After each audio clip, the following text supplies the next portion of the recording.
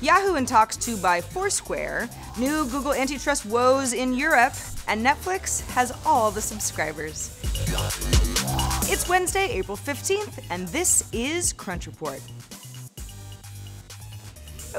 Okay, let's start the show with a juicy little acquisition rumor. Sources tell TechCrunch that Yahoo is in talks to buy Foursquare, the company behind the local search app of the same name, and location-based social check-in app Swarm.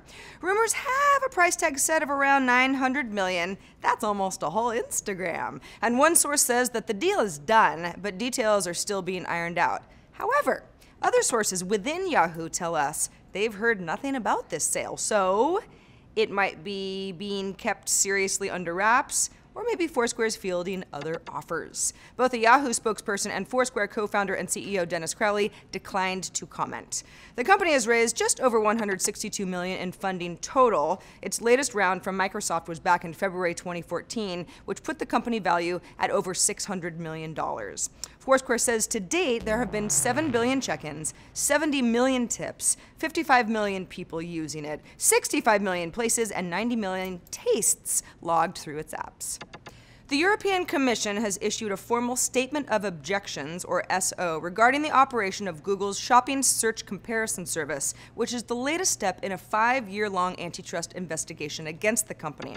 Google has about 90% of the search market in Europe, so you can see where it would be under a lot of scrutiny. But complaints about its search business include verticals like shopping, travel, and hotels, claiming Google displays its own results above competitors, and putting pressure on advertisers to use Google Ads. Today's SO focuses on Google Shopping and whether Google gives preferential treatment to its own comparison service in its own search results. The Commission also announced a formal in-depth investigation, a separate one, into Android, which has been accused of being a Trojan horse of sorts, designed to let Google, quote, dominate the mobile marketplace and cement its control over consumer internet data for online advertising as usage shifts to mobile. The company has 10 weeks to make a formal response.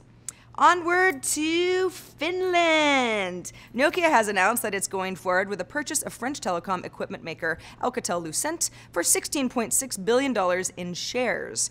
The merger is expected to close in the first half of next year and will strengthen Nokia's position against rivals like Ericsson, Samsung, and Huawei. Post-merger, the company will take on the Nokia name, with 3 employees from AlcatelLucent serving on the new company board, including the role of vice chairman. In other Nokia news, the company has announced that it's considering selling its HERE mapping business and is currently reviewing options.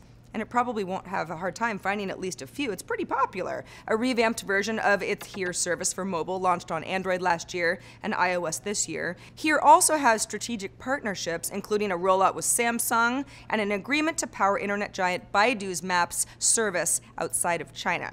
Microsoft, Amazon, Deutsche Telekom, Ford, even BMW all use the HERE API. Swipey dating app Tinder has updated its iOS and Android apps to integrate directly with Instagram, which now lets users check out the Instagram profiles of potential matches within Tinder itself. So users can pull up the most recent 34 Instagram photos of anyone they think looks like a promising match and check out comments, see who liked the photos, stuff like that. It's actually a really good idea on Tinder's part because a lot of folks were putting their Instagram profile links in their bios already, at least the people that I was looking at. By the way, for users who have private Instagram accounts, they can choose to grant Tinder access but still keep their overall Instagram profiles out of the public eye. Tinder now also supports common connections, which means that in addition to seeing what friends you might have in common with someone, you can see how far removed you are from a match based on your social graphs. It's a lot like LinkedIn's second and third degree connections. Tinder will now also include your Facebook interests on your profile, which in my case is a lot of internet famous cats.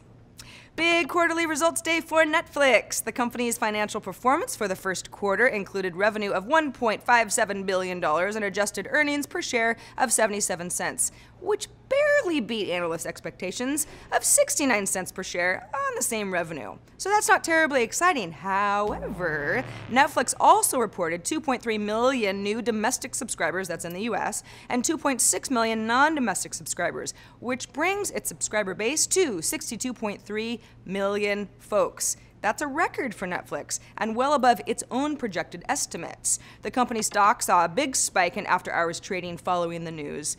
Netflix blamed weaker revenue and earnings on the increasing strength of the dollar, which cut its international revenue by $48 million using 2014 exchange rates. Stupid dollar. You know what else brought in $85 million for the company? The DVD by mail business, which clearly some people are still using. And that's the report for today. I'm Sarah Lane. Crunch Report airs Monday through Friday at 7 p.m. Eastern, 4 p.m. Pacific, right here on TechCrunch.com, and we'll see you tomorrow.